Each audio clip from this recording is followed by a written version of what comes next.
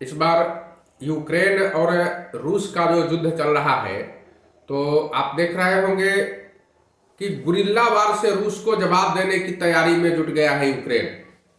Guerrilla वार बहुत भयंकर वार होता है। रूस और यूक्रेन के बीच लगातार युद्ध जारी है। आज 16वां दिन गुजर गया, फिर भी रूस यूक्रेन पर लगातार हमला कर रहा है और वह अब यूक्रेन की राजधानी के आसपास पहुंच चुका है। परंतु यूक्रेन भी रूस की सेना को उसी की भाषा में मुंहतोड़ जवाब दे रहा है। अब यह खबर आ रही है कि यूक्रेन रूसी सेना पर गुरिल्ला स्टाइल में वार करने की तैयारी में है। कई स्थानों पर तो यूक्रेन की सेना ने गुरिल्ला स्टाइल में रूस की सेना पर आक्रमण भी कर दिया है और इसका एक वीडियो बनाकर भी यूक्रेन की सेना ने जारी कर दिया है। इस घटना के बाद से लगातार यह अनुमान लगाया जा रहा है कि यूक्रेन की सेना ने गुरिल्ला युद्ध की तैयारी कर ली है। इसके पहले यूक्रेन के राष्ट्रपति व्लादिमीर जेलेंस्की भी घोषणा कर चुके हैं कि अब हम रूस के खिलाफ गुरिल्ला वार करेंगे। जेलेंस्की ने देश की जनता को संबोधित करते हुए रूसी सेना के खिलाफ जंग में हथियार उठाने की अपील भी की है और इस अपील का व्यापक असर भी हुआ है। अब यूक्रेन की जनता भी युद्ध में कूद चुकी है। हालांकि यह छद्म युद्ध कितना कारगर साबित होगा यह कह पाना अभी मुश्किल है, परंतु इतिहास गवाह है कि दुनिया भर के कई कमजोर देशों ने भी छापामार युद्ध के द्वारा शक्तिशाली राष्ट्रों को भी झुकने पर मजबूर कर दिया है। इसका जीता जागता उदाहरण अमेरिका और वियतनाम युद्ध है। वियतनाम एक छोटा सा राष्ट्र है, बहुत छोटा सा राष्ट्र है, लेकिन अमेरिका की सेना ने जब वियतनाम पर हमला किया तो वियतनाम की सेना 21 वर्षों तक अमेरिका के साथ जंग लड़ता रहा और यह युद्ध 21 वर्षों तक लड़ा गया। छोटा सा राष्ट्र वियतनाम अमेरिका को पानी कर दिया, बेहाल कर दिया। अंततः अमेरिका 21 वर्षों के बाद बोरिया बिस्तर समेटकर वियतनाम से वापस हो गया। गुरिल्ला युद्ध बहुत भयंकर युद्ध होता है।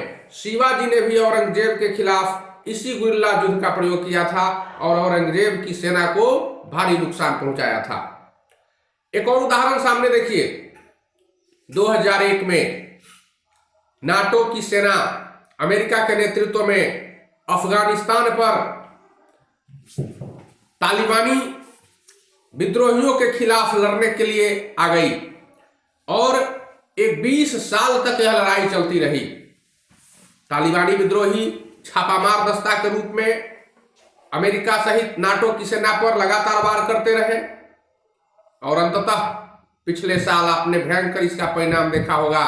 अमेरिका नाटो के साथ वापस चला गया, तालिबान के साथ समझौता कर लिया। अब आप सोच सकते हैं कि यह गुरिल्ला वार जो होता है कितना भयानक होता है, कितना खतरनाक होता है। तो लगातार 20 साल तक लड़ने के बाद भी अमेरिका तालिबान से मुंह की खा गया, हार गया तालिबान के साथ, वियतनाम से भी हार गया। तो गुरिल्ला वार इतना खतरनाक होता है। अब यही गुरिल्ला वार यूक्रेन भी अपना लिया है। अब वह रूस की सेना के खिलाफ इसी गुरिल्ला वार का प्रयोग करने जा रहा है। यह छद्म युद्ध है। अब जरा समझिए कि जो गुरिल्ला वार क्या होता है। गुरिल्ला वार कहते किसको है? तो यह गुरिल्ला वार जो होता है यह एक प्रकार का छद्म युद्ध होता है। छद्म युद्ध मतलब छल कपट का युद्ध होता है। इसमें किसी भी देश के सैनिक के वेशभूषा में नहीं रहते हैं, साधारण वेशभूषा में रहते हैं, आम नागरिक की तरह रहते हैं और वो हथियार छुपा कर रखते हैं ताकि दुश्मन देश के जो सैनिक हैं वह उनको यह समझ में नहीं आ पाए कि यहाँ के ये नागरिक हैं या सैनिक हैं। युद्ध में किसी भी देश के नागरिकों को नुकसान नहीं पहुंचाया जाता है। ऐसा कई संधियों में इस तरह की बातें लिखी गई है। तो संधियों के मुताबिक युद्ध में नागरिकों को नुकसान नहीं पहुंचाना है। सेना इसके लिए प्रतिबद्ध होती है और इसी का लाभ उठाकर दुश्मन के सैनिक गुरिल्ला वार का प्रयोग कर देते हैं। तो वे क्या करते हैं कि साधारण वेशभूषा में रहते हैं और उसमें एक ऐसा तरीका अपनाते हैं कि यह लड़ाई रेगुलर नहीं रहती है, नियमित नहीं होती है। यह दिन भर में एक आध बार अटैक हो गया, नहीं भी हुआ, कभी कभी 2-2 माह तक कोई अटैक नहीं होता है। बिल्कुल छुप कर रहते हैं सैनिक। जिस देश पर कोई अटैक करता है बड़ा देश, तो छोटे देश के सैनिक बिल्कुल छिप कर रहते हैं और वो साधारण नागरिकों की वेशभूषा में रहते हैं। उन्हें पता नहीं कि कब आक्रमण करना है और छोटे छोटे समूह में रहते हैं। 2-4-5 सैनिक एक जगह, फिर 2-4-5 सैनिक एक जगह अधिक सैनिक नहीं रहते। इससे क्या होता है कि पहचान उनकी छुप जाती है और दुश्मन के सैनिकों पर वे उस वक्त हमला करते हैं जब दुश्मन के सैनिक हमला करने के लिए तैयार नहीं होते हैं और हमला को झेलने के लिए भी तैयार नहीं होते हैं।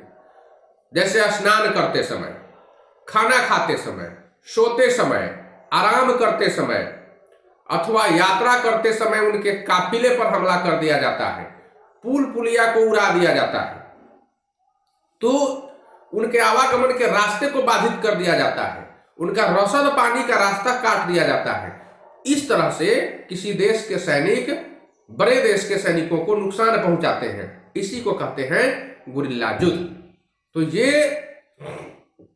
छोटा राष्ट्र का जो सैनिक होता है 4-5 की संख्या में होता है, बड़े राष्ट्र के सैनिक एक साथ अधिक संख्या में होते हैं।